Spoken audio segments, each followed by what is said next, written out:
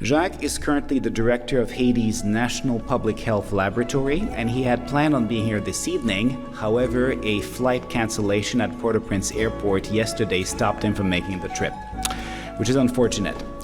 Jacques has known my family since he was a medical student in 1974. That's when my father invited him to conduct summer research at Laval University in Quebec City, where we were living at the time. Fritz Daguillard had created the immunology department at Laval just a few years earlier, and he and Jacques hit it off immediately.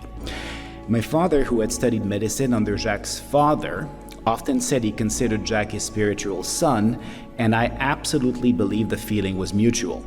Jacques went on to a brilliant medical career at university medical institutes around the world, all too numerous to rattle off here. Good evening. Dear Rita, dear Robert and family, here comes the day when we pay our last tribute to Fritz. I share your pain deeply. Please receive the expression of my unwavering affection. Every time Fritz's name is mentioned, I'm filled with memories from 40 years of friendship. I remember one afternoon in 1974, my father called me, and at the end of my class at the School of Medicine, he said to me, I just spoke to one of my most brilliant former students, Dr. Fritz Daguillard. He is currently based in Canada, where he heads an immunology department. He would like to invite you to spend the summer as a research student at the Laval University Hospital in Quebec City. Needless to say, I was overjoyed by just such an opportunity. In fact, I became sleepless a bit because my two parents had dedicated their life to microbiology and ran one of the first large medical laboratories in Port-au-Prince. So I was really anxious to give a good impression in a high-tech research laboratory in North America. Soon I received a letter of invitation from Fritz and an immunology book, which I read in no time. I then discovered a whole new aspect of medicine. This summer spent in the immunology laboratory at CHUL was a starting point for me. It took a distance from the purely clinical medicine that was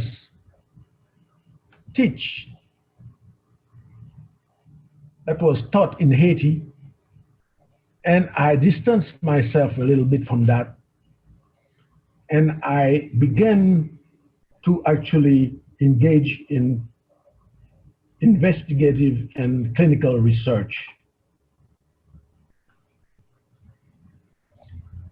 I had the opportunity to work with a very well-prepared French and Canadian students, and that stimulated me even more.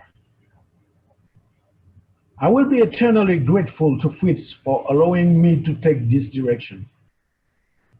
The training acquired then has always served me in the centers that I had to attend thereafter, whether at the NIH, here in Bethesda, or in the laboratories of French and American universities where I had the opportunity to work through the years.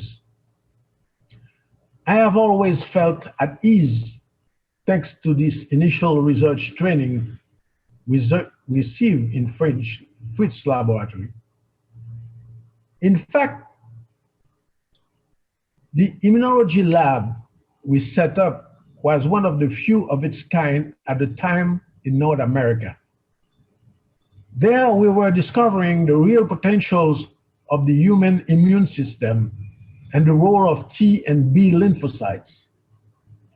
Fritz had developed an original model to explore the collaboration between these cells. In fact, many of the cellular factors that we identified then were further characterized as lymphokines, and their role in inflammation and immune response are currently well described. For this work on the modulation of the immune system, we can therefore consider Fritz Daguillard as one of the pioneers of modern immunology. These days in Quebec with Fritz, Rita, and Robert strengthened our friendship and brought me a new family with a young brother, Bibi. I became a real fan of immunology, and although too young at the time to teach at the faculty, I never missed any opportunity to promote this new branch and prepare for Fritz to come to Port-au-Prince. In 1976, he presented a series of lectures which were greatly appreciated by the university community and his former medical colleagues. A few years later, we met in Paris.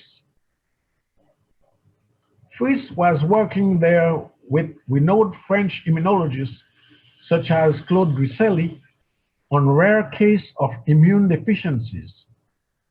He introduced me to one of his former research fellows, Nissan Abuaf, who was pursuing scientific studies under the direction of one of Europe's leading autoimmunity specialists, Professor Jean-Claude Humbert. During my postdoctoral work with Professor Humbert's laboratory, I moved to Paris with my wife, and we met up with Fritz, Rita, and Robert for high-quality convivial moments. Paris was the ideal city for Fritz. He could fully indulge his second passion for 19th century literature. I often accompanied him to bookstores whose owners he knew well, and he started a one-of-a-kind collection, The Image of Blacks through Period Portraits. He already found some rare portraits and engravings with booksellers and antique dealers informed him of. Later in 1985, the first International AIDS Conference was held in the US CDC. The Department of Health, supported by PAHO initiative in Washington, asked me to work with Professor Fauci's lab at the NIH on this new disease, wrongly identified at the time as 4H disease. The fourth H being patients, of course. This is how I arrived in Bethesda, Maryland, where the Daguillard family had settled down and where Fritz ran the AIDS evaluation DC clinic.